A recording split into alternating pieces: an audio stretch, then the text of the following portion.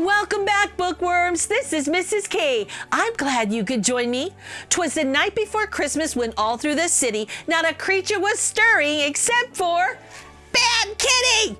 When Bad Kitty doesn't get what she wants for Christmas, she takes off across town, makes a new friend, and learns the true meaning of Christmas. Let's enjoy the magic of reading as we read together A Bad Kitty Christmas, written and illustrated by Nick Bruel, and see just what Bad Kitty learns.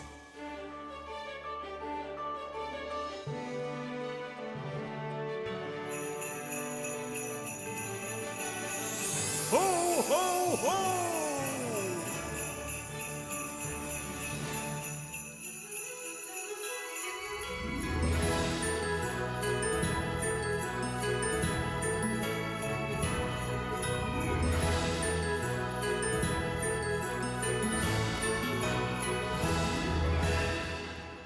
'Twas the night before Christmas, and all through the city not a creature was stirring. Blam!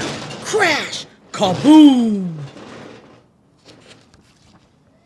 Except for Bad Kitty. How did she get here, you may ask yourself? It's a very long story. I'll tell it myself. First thing this morning, I woke to a clatter. I ran down the stairs and asked, "What's the matter?" That's when I found Kitty in the midst of her caper. She'd torn through the gifts and was covered in paper. Uh-oh. The angel was ambushed. The books were all bumped. The cards were all crushed. The drums were all dumped. The eggnog was ended. The fruitcake was flung. The gifts were all gutted. The holly unhung. The icicles injured. The jingle bells jumped. Kris Kringle was kicked. Ho, ho, ho. Ho, ho, ho. The lights were all lumped. The manger was mauled. The nutcracker nailed. The ornaments ousted. The poinsettia paled. The quiet was quashed. The ribbons ripped up. The star was sent swirling. The tree was tripped up. The unicorn uglied. Vixen was vexed. The wreath looked just wretched. The xylophone exed. Our Yuletide looked yucky. My zeal had been zapped when I had found Kitty in the shreds where she napped. "Oh, Kitty, Bad Kitty, I'm filled with distress. You've ruined our Christmas. Just look at this mess. Ho, ho, ho. All of these presents, these were for you. Why did you do it?" And Kitty said, "Meow." Though there were presents and bundles and boxes galore, Kitty was angry. She wanted more. She wanted an ape and a bear and a cormorant dish, a duck and an eagle baked with a fish, a gecko, a horse, an ibis, a jackal, a kiwi and a lion in a soup with a mackerel, a narwhal, an owl, and a penguin on rye, a quetzal, a rabbit, and a seahorse in pie, a toad, an urchin, a vole, and a whale, a xeris and yak, fried with zebra tail. That does it. I've had it. Just look at this place. I don't care if you're mad. Kitty, you're a disgrace. I've never known someone so selfish and greedy. 'Tis the season, you know, to give to the needy. I'd better start cleaning. What will you do? Do you feel like helping? And Kitty said, "Meow." She was still miffed when we packed up to go on an afternoon trip in the Christmas Eve snow. As we left for the city to see Uncle Murray, the window was open and she left in a hurry. "Oh, Kitty, dear Kitty, don't go, you must stay," we shouted and cried as she ran away. But still she abandoned us right there and then. We thought that we'd never see Kitty again. "Oh no, not Puppy too! Come back, come back!" Oh, there goes Puppy. 'Twas the night before Christmas, and out on the street I saw a little black cat with little wet feet. She sat in an alley, a path dark and scary. She didn't look jolly. She didn't look merry. She looked so alone as she sat there and pondered, as if she was lost and unsure where she'd wandered. She looked a little scared there. And then she began to meow and to bellow. She cried for a while until I said, "Meow, meow." "Hello. What do we have here? A little black cat. Don't you have a home? Let's look into that." Oh, there's Puppy. There, little cat. It'll all be all right. You shouldn't be out on this cold wintry night. I'll take you upstairs to dry off your fur. Would you like some food? And this kitty said, "Now my home's a bit empty. Why, it's practically bare, but I still have a little, and I'm happy to share." I grabbed a clean towel to dry off her back and set down a plate with a small, tasty snack. There's Puppy again. "Do you like this old tree, the one on the shelf? Did you know I adorned it all by myself? You won't see any tinsel, not even one light. It only has photos. They're all black and white.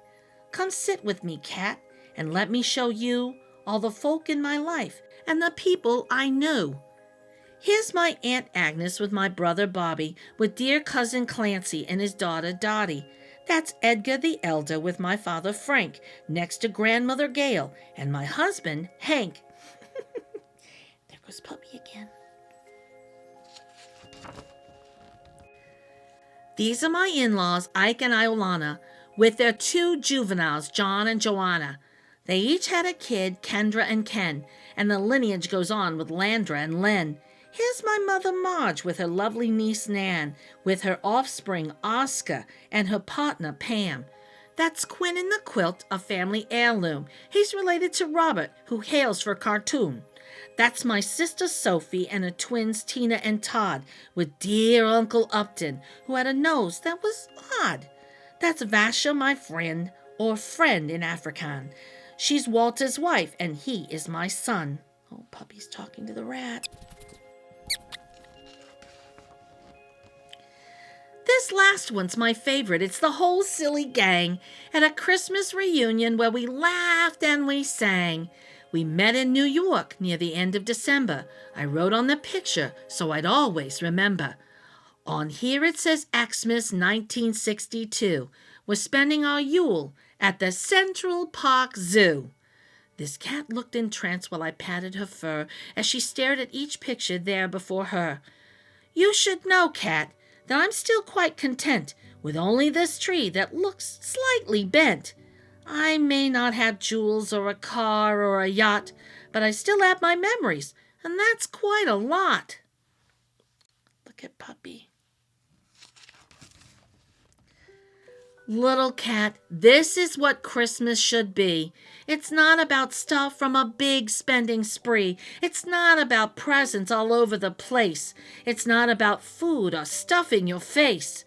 Like Hanukkah, Kwanzaa, and Eid, you see, Christmas is all about family. Home's where the heart is, that's what they say, so I'll bet your poor heart feels miles away. Don't fret, little cat. Wipe off that tear. If we can't find your home, then you can stay here. But I could tell she was homesick. She wanted more. And that's when we heard a scratch at the door. There's Puppy. "There's someone to see you, you lucky black cat. I think that he knows where your home is at." Like a furry black flash, she flew out the door. She was moving so fast she did not touch the floor. "So, I guess you'll be leaving," I said with a sigh. "I'm so glad I met you. Tell your folks I said hi." So I sat in my chair and put my tree in my lap and settled myself for a long winter nap. I was happy to know she had a home of her own. Too bad I'd be spending my Christmas alone. But just when I started to slumber and snore, again I heard scratching at my front door. This cat had come back like she had something to do. "What do you want?" And Kitty said, "Mew, too." Aww. 'Twas the night before Christmas. We were filled with regrets as we sat in our seats missing our pets. The house seemed so empty without them around. I wished and I hoped they were both safe and sound. Then onto the door there arose such a knock, I sprang from my chair from the sudden shock. When what to my wondering eyes should appear but kitty and puppy and a lady most dear. They're home, Christmas is saved. Welcome home, kitty, I hope you behave. And thank you, dear lady, for bringing them back. I hope that you'll stay for a late Christmas snack. And she did, don't you know? In fact, she moved in. Some friends are like family, and she became kin. Up there is her photo. It's high on the tree, wrapped snug in the branches for all to see. So Kitty is home now. I think that she'll stay. She's gone off to bed to end this long day. This story is over. Now that everything's right, Merry Christmas to all!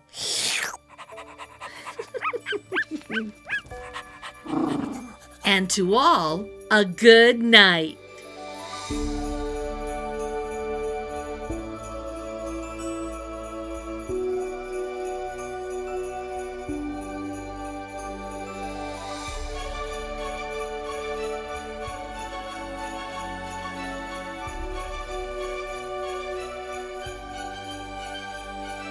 Well, bookworms, if you enjoyed A Bad Kitty Christmas, be sure to check it out at your local library or buy a copy for yourself from your favorite bookstore. If you enjoyed my Read Aloud video, please give it a thumbs up and become an official bookworm and subscribe. Until next time, enjoy the magic of reading.